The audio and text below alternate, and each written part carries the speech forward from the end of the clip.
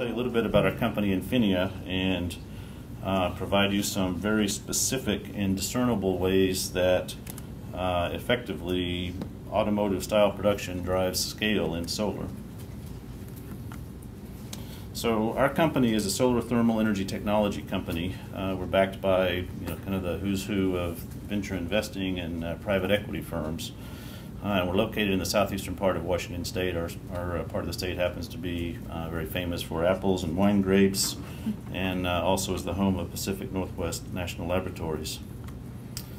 The kernel of what we're doing, the core of our technology, is a proprietary free-piston Stirling engine. So a Stirling engine basically takes an externally applied temperature differential, basically a hot end and a cold end, converts that temperature differential into work inside the machine. The gas inside the machine expands and contracts, drives a piston, that creates another pressure differential, and that drives basically a linear alternator. So the unique thing about this engine is that it'll basically run as long as you keep a temperature differential applied to it. So there's no lubrication and no friction inside the machine. We build them, we fill them with helium, we weld them shut, and wherever the heat comes from, the heat comes from, and we make power.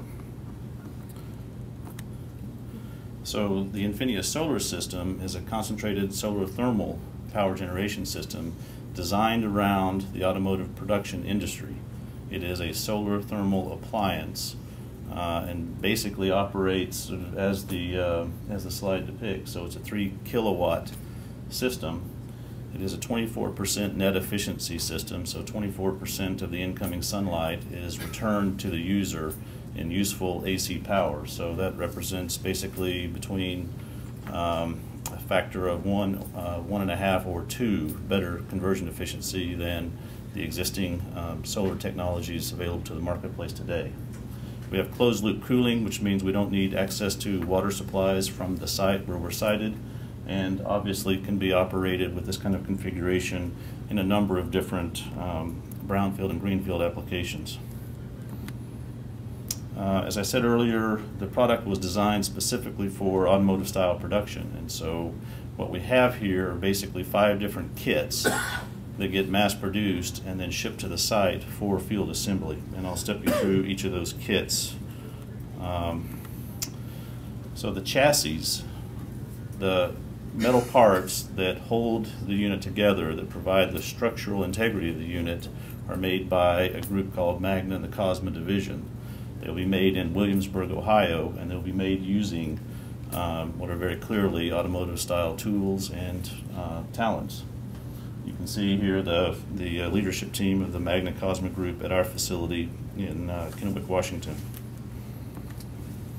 The reflector panels, so the dish portion of the product, is actually made by a group called MFG, and again you can see sort of basic tools and presses that are used to make a key part of the product and make them in volume. So these investments have been made. Exogen and Puka have worked with us on an automated mirror application process. So we make the panels using the processes depicted in the prior slide, and then we on an automated basis apply the various mirrors to the panels on a high-speed basis. And so in addition to developing a product and a product concept, we've had to develop the supply chain and the basic automated capabilities to produce that product. We're working with a group called Autoliv. They make about 60% of the automotive safety and safety restraint systems go into cars and light-duty trucks today.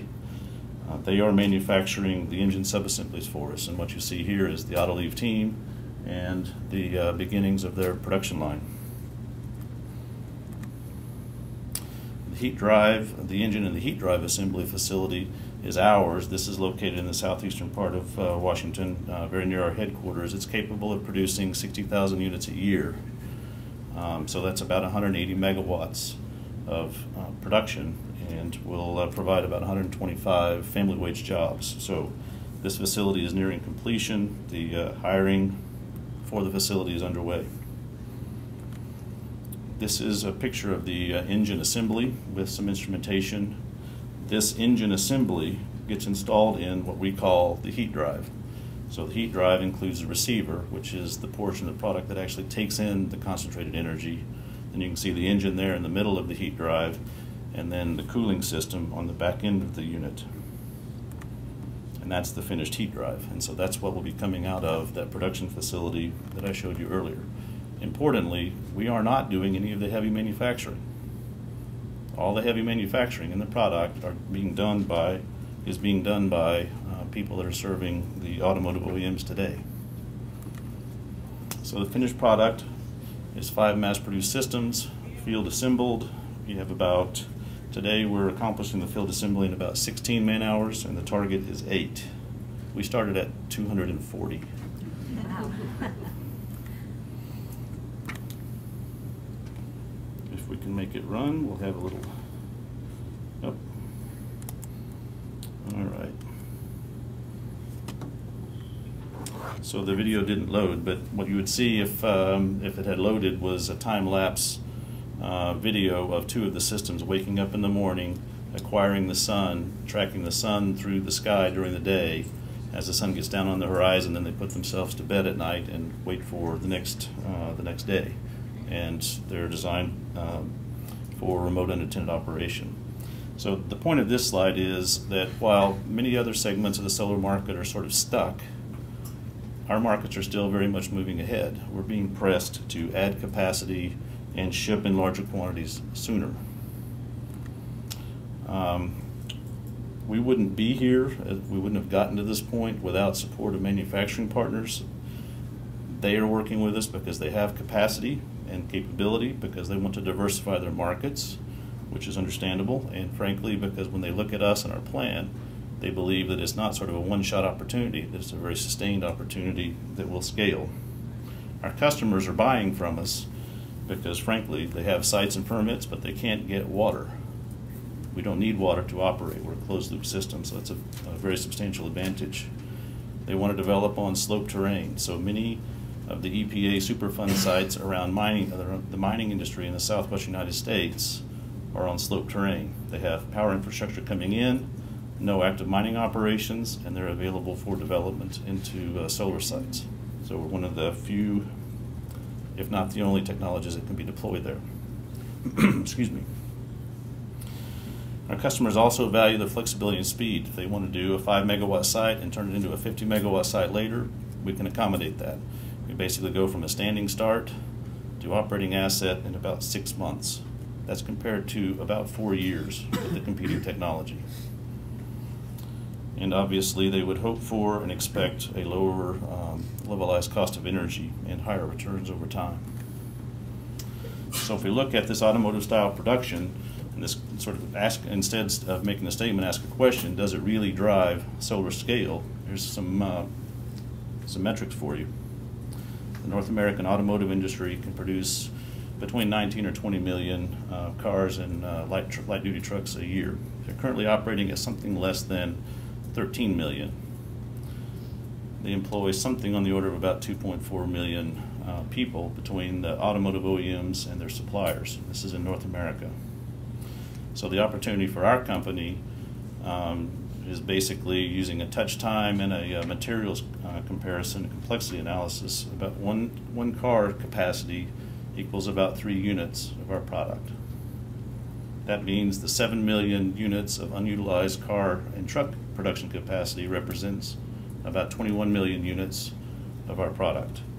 That 21 million units represents 63 gigawatts of electric capacity, which would represent about 3% of the U.S. electric market.